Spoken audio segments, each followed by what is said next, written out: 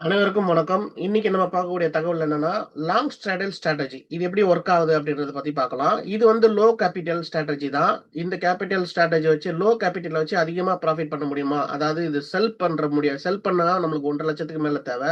இது buying opportunity தான். இத வச்சு நம்ம ப்ராஃபிட் பண்ண முடியுமா? இல்லையான்றத இந்த வீடியோல நம்ம பார்க்கலாம். ஸோ நெறைய நண்பர்கள் வந்து நம்ம வந்து காசு அதிகமா இருக்காது. அதனால செல் ஸ்ட்ராட்டஜி போமாட்டாங்க.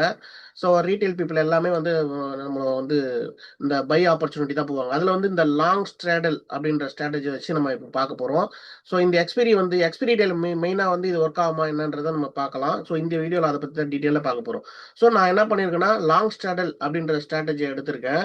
ஸோ இப்போ மார்க்கெட்ல வந்து கரண்ட்டா வந்து நிஃப்டியோட ஆ ஸ்ட்ரைக் பிரைஸ் வந்து 23,250 அப்படி இருக்கு. ஸோ நம்ம என்ன பண்ணணும்னா, இந்த லாங் ஸ்ட்ராடல் ஸ்ட்ராட்டஜினா 2 சைடுமே பையும் வாங்கிடணும்.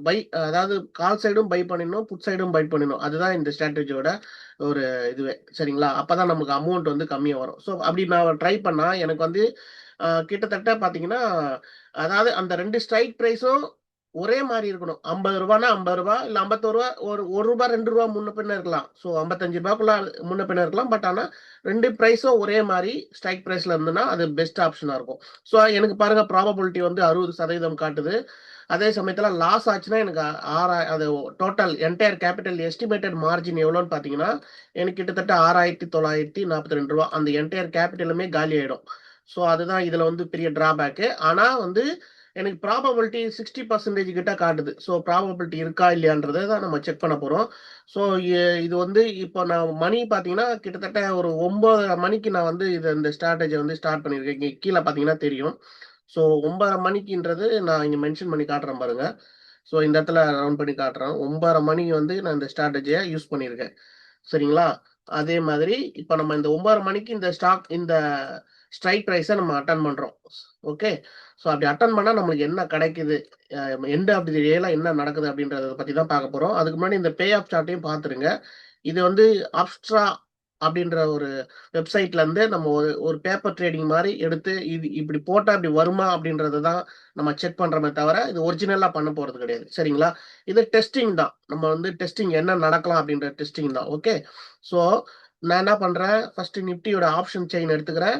அந்த ஆப்ஷன் செயின்ல 23,000 அட் த மணி பிரைஸ் தான் எடுக்கணும். இப்போ எப்பயுமே அட் த மணி 2 பக்கமும் அட் த மணில இருக்கிறது தான் எடுக்கணும். அப்படி பார்க்கும்போது 23,250 அட் த மணில எனக்கு புட் சைடு வந்து 53 ஸ்ட்ரைக் பிரைஸ் இருக்கு. கால் சைடு 52 ஸ்ட்ரைக் பிரைஸ் இருக்கு. ஸோ கிட்டத்தட்ட 2மே சேமான பிரைஸ் தான் இருக்கு. ஸோ நம்ம நம்ம எதிர்பார்த்த மாரி, அத நம்ம அ 9:30 மணிக்கு என்ன பண்றோம், 2 பக்கமும் பை பண்ணிக்கிறோம். புட் சைடும் பை பண்ணிக்கிறோம், கால் சைடும் பை பண்ணிக்கிறோம். இன்னைக்கு மார்க்கெட் வந்து என்ன ரேஞ்சுல போகுதுன்றத நம்ம சார்ட்ட பார்த்தா தெரியும். ஸோ இப்ப எனக்கு வந்து ஓ அ ஓப்பன் இன்ட்ரெஸ்ட் பார்த்தீங்கன்னா, இந்த பக்கமும் பார்த்தீங்கன்னா 2,45,000 அப்புறமா 4,81,000 இந்த ரேஞ்சு தான் அதிகமா இருக்கு. இந்த பக்கம் பார்த்தீங்கன்னா 3,64,000 3,92,000 ஸோ 2 சைடுமே நம்மளுக்கு வந்து பார்த்தீங்கன்னா, கிட்டத்தட்ட கால் சைடு அதிகமா இருக்கு. 3,64,000 இருக்கு. இங்க புட் சைடு கம்மியா இருக்கு. ஸோ அதனால தான் இங்க பாசிட்டிவ்ல போயிட்டு இருக்கு. சரிங்களா? அத நம்ம கவனிக்கணும். ஆனா இப்போ இந்த ஸ்ட்ராட்டஜி பண்ணும்போது நம்ம இதெல்லாம் பார்க்க வேண்டாம். இந்த ஓப்பன் இன்ட்ரெஸ்ட் மாறிக்கிட்டே இருக்கறனால, நம்மளுக்கு ஏதாவது ஒரு சைடு ஒண்ணு இந்த சைடு ஏறிடுச்சுன்னா நமக்கு லாபம். இல்ல இந்த சைடு ஏறிச்சுன்னா நமக்கு லாபம். ஸோ 2 சைடுமே நம்மளுக்கு வந்து என்ன ஆகக்கூடாது, ஆ பிரீமியம் வந்து கரைஞ்சிறக்கூடாது. அதுதான் இந்த ஸ்ட்ராட்டஜில வந்து நம்ம பார்க்க வேண்டிய விஷயம். சரிங்களா? ஸோ இப்போ வந்து நான் என்ன பண்றேன், 2 சைடும் பை பண்ணியாச்சு. 9:30 மணிக்கு கரெக்ட்டா 9:36க்கு ட்ரை பண்ணியிருக்கேன். இப்போ 9:36 எனக்கு என்ன நடந்திருக்கு? அ அ 9:36 முடிஞ்சு நான் என்ன பண்றேன், 2 மணிக்கு இந்த ஸ்ட்ரைக் பிரைஸ செக் பண்றேன். பார்க்கும்போது எனக்கு ரூ. 53 பிரீமியம் என்னவா மாறி போச்சு, ரூ. 5.9 மாறி போச்சு. எனக்கு ரூ. 2,164 நஷ்டத்துல காட்டுது. சரிங்களா? இப்போ இது எத்தன மணி? 2 மணிக்கு ஸ்டேட்டஸ்ல. அப்பயே எனக்கு என்ன தெரிஞ்சு போச்சு, இது வந்து ஒரு சைட்வேஸ் மார்க்கெட்டு. முன்னாடி நம்ம பார்த்தபோது, நம்மளுக்கு என்ன காட்டுச்சு, ஒரு ஆ இது வந்து என்ன காட்டுச்சு, 60% காட்டுச்சு. இப்ப 43% தான் காட்டுது. So winning probability. சரிங்களா? இப்போ ரூ. 6,900 எனக்கு ரூ. 2,164 நஷ்டத்துல காட்டுது. ஸோ நான் வந்து அப்பயே கொஞ்சம் கேர்ஃபுல்லா இருக்கணும். ஸோ நம்மளுக்கு 6,000 ஆ அதாவது ரூ. 7,000 அந்த அமௌண்ட் வந்து பரவால்ல, நடக்கிற வரைக்கும் பார்க்கலாம். எண்ட் ஆஃப் தி டே வரைக்கும் அப்படின்னு நம்ம நெனைச்சோம்னா, வெயிட் பண்ணலாம். இல்லன்னா, கம்முனு என்ன பண்ணணும், 2 மணிக்கு ஸ்டேட்டஸ்ல இந்த ஸ்டேட் காட்டுது, இன்னும் 1 ஹவர் தான் மார்க்கெட், 1.5 மணி நேரம் தான் மார்க்கெட் அப்படின்னு சொல்லிட்டு 2000 நஷ்டத்துல க்ளோஸ் கொண்டு வந்துடணும். ஆனா இது ஒரு நல்ல ஸ்ட்ராட்டஜி தாங்க. ஆனா சைட்வேஸ்ல போகக்கூடாது. சைட்வேஸ்ல போனா நம்மளுக்கு நஷ்டத்தை கொடுக்கும். இப்ப இன்னைக்கு என்ன நடந்திருக்கு அப்படின்றத பார்க்கலாம்.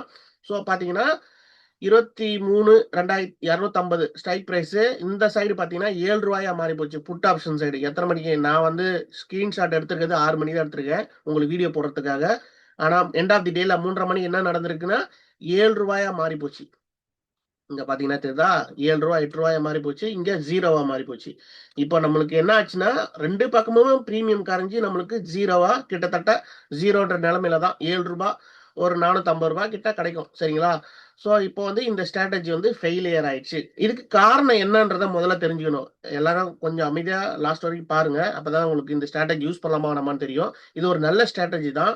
ஆனா இங்க வந்து காரணத்தை தெரிஞ்சுக்கணும் முதல்ல. ஸோ ஃபர்ஸ்ட் நான் வந்து ரூ. 52 வாங்கியிருக்கேன். ரூ. 105 பிரீமியம் வந்து ரூ. 6,825 வந்திருக்கு. இப்போ இந்த ஸ்ட்ராட்டஜி நான் வாங்கியிருந்தேன்னா ரூ. 6,825 நான் வந்து பே பண்ண மாதிரி இருக்கும். சப்போஸ் எண்ட் ஆஃப் தி டேல இப்போ நான் இந்த ஸ்ட்ராட்டஜி வாங்கியிருந்தேன்னா எனக்கு வந்து எவ்வளவு நஷ்டமாயிருக்கு? ரூ. 6,370 நஷ்டமாயிருக்கு. ஸோ அப்ப இந்த ஸ்ட்ராட்டஜி என்னது? Failure strategy. அதான் இன்னைக்கு ஃபெயிலியர் ஸ்ட்ராட்டஜியை தவிர மத்த நாள்ல ட்ரெண்டிங் மார்க்கெட்ல இது ஃபெயில் ஆகாதுங்க. ஒண்ணு அத நான் இப்ப சொல்றேன், அதுக்காக பாருங்க. ஒண்ணு இப்ப மார்க்கெட் வந்து நிஃப்டி வந்து என்ன இருக்கு பாருங்க, 23,242. நிஃப்டி என்ன நெகட்டிவ் கேண்டில் போட்டிருக்கு, ஒரு பியரிஷ் கேண்டில் போட்டிருக்கு. சரிங்களா? இதுவே பாத்தீங்கன்னா பேங்க் நிஃப்டி என்ன போட்டிருக்கு? ஒரு பாசிட்டிவ் கேண்டில் போட்டிருக்கு. நல்ல ஒரு புல்லிஷ் ட்ரெண்ட்ல இன்னைக்கு பேங்க் நிஃப்டி முடிஞ்சிருக்கு. கிட்டத்தட்ட பாத்தீங்கன்னா 2% மேல பேங்க் நிஃப்டி முடிஞ்சிருக்கு. நிஃப்டி பாத்தீங்கன்னா 0.5 தான். ஸோ நிஃப்டியும் சென்செக்ஸும் நம்ம வந்து இன்னைக்கு எக்ஸ்பிரி டே நிஃப்டி தான், நம்ம நிஃப்டி தான் எடுத்திருக்கோம். அது ஒன்றும் பெருசா ஒர்க் அவுட் ஆகல. பாசிட்டிவா போனா ரெண்டுமே பாசிட்டிவா போகணும், நெகட்டிவா போனா ரெண்டுமே நெகட்டிவா போகணும். அப்போ இந்த ஸ்ட்ராட்டஜி வந்து 100% ஒரு 70% ஒர்க் ஆகும். ஸோ இந்தியா விக்ஸ் பாத்தீங்கன்னா நல்லாவே ஒரு 8% கிட்ட இறங்கி இருக்கு. ஸோ இது வந்து பாசிட்டிவ் ட்ரெண்ட் தான். ஆனா பேங்க் நிஃப்டியும் பினான்ஸ் செக்டர் மட்டும் தான் பாசிட்டிவ் ட்ரெண்ட். நிஃப்டி வந்து பாசிட்டிவ் ட்ரெண்ட் கிடையாது. ஏன் நம்ம முன்னாடி பார்த்தோம் இல்லையா?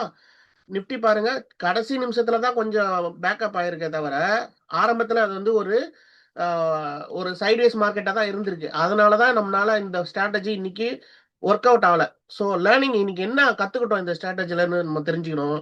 ஸோ அப்படி பார்த்தீங்கன்னா, நிஃப்டி, பேங்க் நிஃப்டி 2மே பாசிட்டிவாவோ இல்ல நெகட்டிவா போனா இந்த ஸ்ட்ராட்டஜி ஒர்க் அவுட் ஆகும்.